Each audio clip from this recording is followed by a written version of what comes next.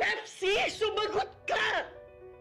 Kami po ay nag-file ng cyber libel case. Dahil marami pong nagtatanong kung ano po reaction ko since lumabas itong issue ito. Ako'y nanahimik, wala naman akong sinasagot. Sa mga taong nagtatanong sa akin, eto na po yun.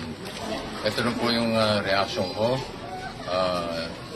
Sabi ko nga, ito yung walang personalan nito. I just trust in our justice system.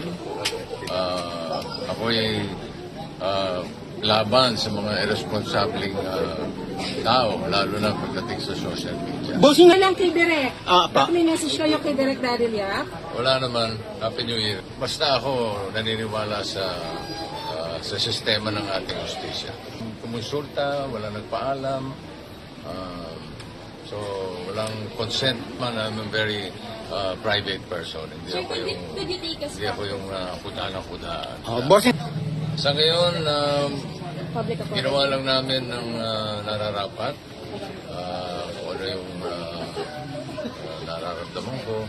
Ito na po yun. Nakalagay na po, nakasulat na po lahat sa papel. Napirmahan ko na.